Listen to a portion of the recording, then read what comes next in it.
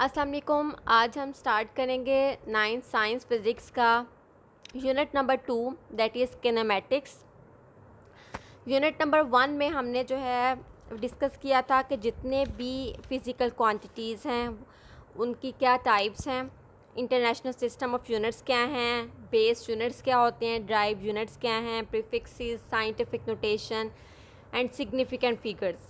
आज के चैप्टर में हम डिस्कस करेंगे किनेमैटिक्स की डेफिनेशन क्या होती है, और इसमें हम मेजर टॉपिक जो हम डिस्कस करेंगे वो हम डिस्कस करेंगे कि रेस्ट एंड मोशन क्या है, टाइप्स ऑफ मोशन क्या हैं, स्केलर्स एंड वेक्टर क्वांटिटीज़ क्या होती हैं, और इसके बाद जो है वो एक्सेलरेशन, वेलोसिटी, स्पीड, इन सब की डेफिनेशंस पढ़ेंगे और ग्राफिकल एनालिसिस पढ़ेंगे, और first equation of motion, second equation of motion and third equation of motion की वैल्यूज़ को हम ड्राइव करेंगे। जो मेन इक्वेशन है उसकी वो कैसे आई है वो हम ड्राइव करेंगे। लेकिन आज के लेक्चर में हम डिस्कस करेंगे रेस्ट एंड मोशन को और किनेमैटिक्स की डेफिनेशन को। सो फर्स्ट ऑफ ऑल हम देखते हैं कि किनेमैटिक्स की डेफिनेशन क्या है। किनेमैटिक्स की डेफिनेशन है it is a study of motion of an object. इसमें हम किसी भी ऑब्जेक्ट की मोशन के बारे में स्टडी करते हैं without discussing the causes of motion. इसमें हम जो है वो किसी भी ऑब्जेक्ट की मोशन के कॉज को स्टडी नहीं करते, सिर्फ ऑब्जेक्ट की मोशन को स्टडी करते हैं, उसके कॉजेज़ को, उसके इफ़ेक्ट्स को हम स्टडी नहीं करते। अब अगर हम इसका कंपैरिजन करें मैकेनिक्स के साथ, तो मैकेनिक्स में हम क्या करते हैं, किसी भी ऑब्जेक्ट की मोशन को स्टडी करते हैं, उसके कॉजेज़ को स्टडी करते हैं, उसके इफ़ेक्ट्स को स्टडी करते हैं।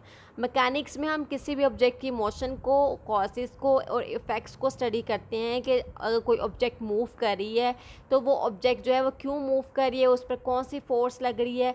लेकिन अगर हम इसका कंपैरिजन किनेमैटिक्स के साथ करते हैं तो इसमें भी हम मोशन ऑफ ऑब्जेक्ट को स्टडी ही करते हैं, लेकिन हम इसमें उसके कॉजेज़ को स्टडी नहीं करते कि इस पर किस किस्म की फ़ोर्स जो है वो लग रही है।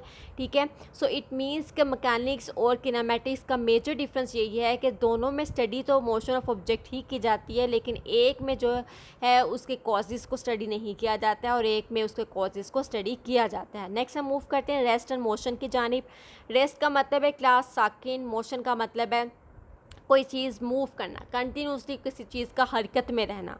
अब रेस्ट क्या है, body set to be at rest. किसी बॉडी को हम उस वक्त रेस्ट स्टेट पे कहेंगे if it does not change its position, अगर वो किसी भी किस्म की पोजीशन को चेंज नहीं करी with respect to its surrounding, अपने सराउंडिंग के अकॉर्डिंगली के एतबार से।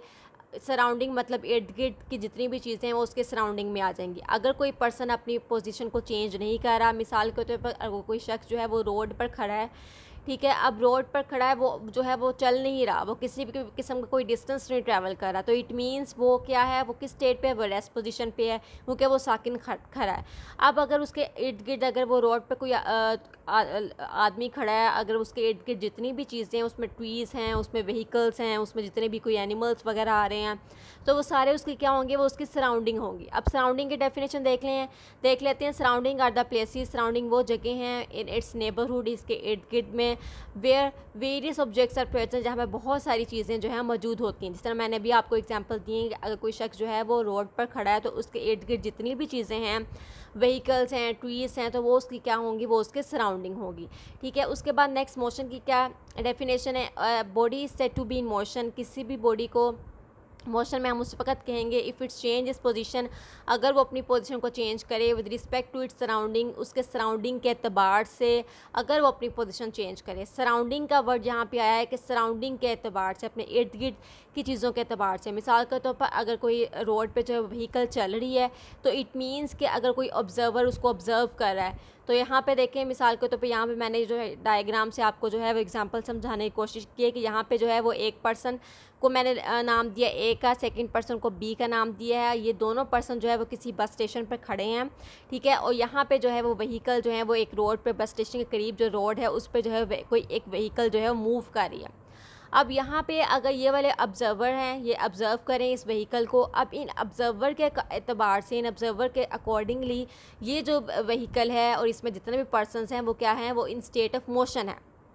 लेकिन अगर हम इस व्हीकल की बात करें, इसमें मौजूद पैसेंजर्स की बात करें, तो ये पैसेंजर जो हैं वो ये भी पैसेंजर बैठा हुआ है, ये भी पैसेंजर, सारे पैसेंजर्स जो हैं वो अपनी जगह पे बैठे हैं, तो वो अपनी पोजीशन को चेंज नहीं करे। अगर यहाँ पे ये वाला पैसेंजर इस पैसेंजर की बात कर रहा है तो वो ये कहेगा कि ये वाला जो है वो पैसेंजर जो है वो इन स्टेट ऑफ रेस्ट है, क्योंकि वो किसी भी किस्म कोई डिस्टेंस ट्रैवल नहीं कर रहा। तो यहाँ पर जितने भी इस व्हीकल में पैसेंजर बैठे हैं, अगर वो एक दूसरे को देखें और कोई कंक्लूजन निकालना चाहें तो वो यही कंक्लूजन निकालेंगे कि वो उन्होंने किसी भी किस्म कोई डिस्टेंस ट्रैवल नहीं किया, तो इट मीन्स वो रेस्ट पोजीशन पे है। लेकिन ऑब्जर्वर के अकॉर्डिंगली, ऑब्जर्वर के एतबार से जो है वो जितने ये व्हीकल जो है और इसमें मौजूद पैसेंजर जो हैं वो अपनी स्टेट को चेंज कर रहे हैं, वो रेस्ट पोजीशन पे नहीं है, वो इन स्टेट ऑफ मोशन है। इसी तरह क्लास आपने देखा होगा कि मोस्टली जब व्हीकल्स में हम सफ़र करते हैं तो क्या होता है कि साइड पे जितने भी उसके सराउंडिंग में जितने भी ट्रीज़ वगैरह आते हैं, तो व्हीकल हमारी आगे मूव कर रही होती है और जो हमारे ट्रीज़ वगैरह हैं वो हमारे पीछे की जानिब मूव करते जाते हैं, और जितनी भी कोई चीज़ें आती हैं वो भी पीछे की जानिब मूव कर रही होती है, हमारी व्हीकल जो है वो आगे की जानिब मूव कर रही होती है। तो इट मीन्स कि वो भी क्या कर रहे हैं, वो भी इन स्टेट ऑफ रेस्ट नहीं है, बल्कि वो भी जो है वो इन ऑब्जर्वर के अकॉर्डिंगली, जो बस में बैठ के ऑब्जर्व कर रहे हैं इन ट्रीज़ को, अपनी सराउंडिंग्स को, तो इनके अकॉर्डिंगली जो है वो भी रेस्ट पोजीशन पे नहीं है, बल्कि वो भी इन स्टेट ऑफ मोशन है। सो इट मीन्स उसकी सराउंडिंग बहुत ज़्यादा मैटर करती है कि with respect to its surrounding, उसके इर्द गिर्द के अतबार से अगर बॉडी जो है मूव कर रही है, जो है वो रेस्ट पोजीशन पे नहीं है बल्कि मूव करिए, पोजीशन को चेंज करिए, तो वो मोशन में होगी, और अगर नहीं पोजीशन चेंज करी तो वो रेस्ट पे है। नेक्स्ट हम डिस्कस करेंगे टाइप्स में आगे इसकी ट्रांसलेटरी मोशन आ जाएगी, रोटेटरी मोशन आ जाएगी एंड वाइब्रेटरी मोशन आ जाएगी। सबसे पहले हम डिस्कस करेंगे ट्रांसलेटरी मोशन को।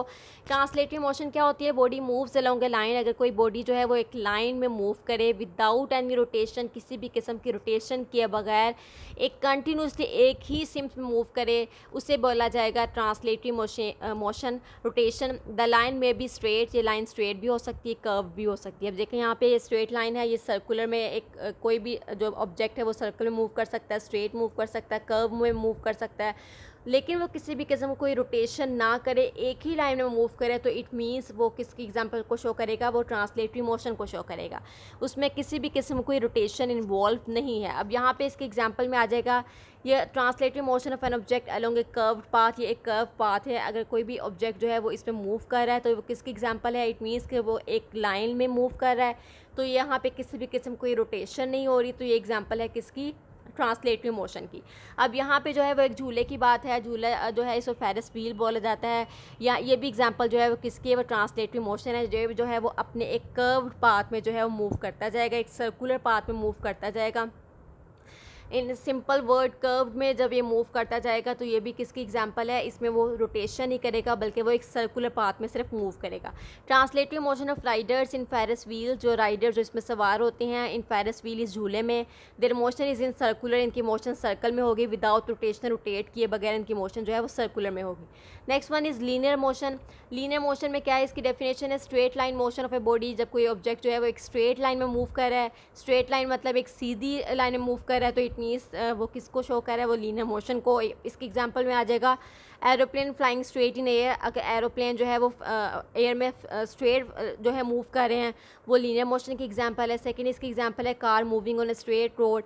अगर एक कार जो है वो स्ट्रेट मूव करे किसी भी रोड पर, ऑन एंड लेवल रोड, और जितने भी रोड अगर सीधे हैं उसमें किसी भी किस्म का कोई गड़ा वगैरह मौजूद नहीं है, बिल्कुल प्लेन रोड है और कार उस पर जो है वो स्ट्रेट मूव करे, तो वो भी एग्जाम्पल होगी लीनियर मोशन की। Next one is random motion. Translatory motion की ही 3 एग्जांपल हम डिस्कस करें क्लास। फर्स्ट वन हमने लीनियर मोशन डिस्कस की है, सेकंड इसकी है random, and third one is circular. ठीक है, टाइप्स ऑफ मोशन ओवरऑल है तो 3, जिसमें लेकिन ट्रांसलेटरी मोशन की आगे फर्दर 3 जो हैं वो टाइप्स हैं, linear, random and circular. Linear हमने एक्सप्लेन कर दिया है, रैंडम अब हम एक्सप्लेन करेंगे। रैंडम मोशन क्या है, द डिसऑर्डर्ड और irregular motion of an object, जिसमें किसी भी किस्म की कोई तरतीब मौजूद ना हो। ठीक है, कोई भी उसमें रेगुलर मूवमेंट ना हो, एक ऑर्गेनाइज फॉर्म में कोई मूवमेंट ना हो, बल्कि उसमें बेतरतीबी पाई जाए, उसे बोला जाता है रैंडम मोशन। ठीक है, बेतरतीब मोशन को बोला जाता है रैंडम मोशन। अब देखा जाए तो यहाँ पे ये देखें, यहाँ पे मॉलिक्यूल जो है वो मूव कर रहे हैं, ठीक है, उनकी कोई जो है वो अरेंजमेंट नहीं है। Random motion of gas molecule is called Brownian motion. इसको हम रैंडम मोशन जो गैस के पार्टिकल्स के के दरमियान होती है उसको बोला जाता है ब्राउनियन मोशन को मोशन बोला जाता है। अब यहाँ पे देखा जाए क्लास, अगर गैस के पार्टिकल्स को जब हम हीट प्रोवाइड करते हैं तो गैस के पार्टिकल्स जो बहुत तेज़ी के साथ मूव करना शुरू कर देते हैं। अब जैसे ही बहुत तेज़ी के साथ मूव करेंगे तो उनकी मोशन कौन सी होगी, उनकी मोशन जो है वो रैंडम मोशन होगी, उनमें किसी भी किस्म की कोई अरेंजमेंट नहीं होगी, उनकी ऑर्डर्ड उनमें किसी भी किस्म का नहीं होगा, बल्कि डिसऑर्डर्ड उनकी मोशन में पाया जाएगा। नेक्स्ट वन इज़ एग्जाम्पल इसके the motion of insects and birds. इसी तरह आपने देखा होगा इंसेक्ट जितने भी हशरात वगैरह हैं उनकी भी कोई मोशन नहीं है कि उन्होंने स्ट्रेट लाइन में ही मूव करना है, उन्होंने सर्कुलर में मूव करना है, उनकी किसी भी किस्म कोई मोशन नहीं है, उनकी रैंडम मोशन होती है। इसी तरह बर्ड्स, उनकी भी रैंडम मोशन है। थर्ड एग्जाम्पल इसकी the motion of dust and smoke particle. Dust और स्मोक के पार्टिकल्स की जो मोशन होती है, जो आंधियाँ तूफान वगैरह चलते हैं, इनकी भी कोई भी मोशन नहीं होती। ये भी जो है वो एग्जाम्पल जो है वो किसकी, रैंडम मोशन की। नेक्स्ट जो है वो इसकी टाइप है सर्कुलर।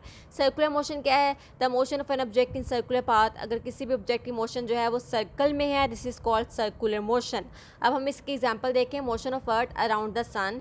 अर्थ की मोशन जो है वो सूरज के गिर्द, and the motion of moon around earth, और मून की मोशन अर्थ के गिर्द जो है वो सर्कुलर मोशन में होती है। ठीक है, अब इसकी सेकेंड एग्जाम्पल है बाईसाइकिल और a car moving on a circular track. अगर कोई भी बाईसाइकिल है या कार है, अगर वो सर्कुलर में मूव कर रहा है तो इट मीन्स वो किसकी एग्जांपल होगी, वो सर्कुलर मोशन की एग्जांपल होगी। थर्ड इसकी एग्जांपल है टॉय ट्रेन की। अब आपने देखा होगा बच्चे जो है मोस्टली ये ट्रेन जो है, ट्रेन का ट्रैक जो है वो बनाते हैं।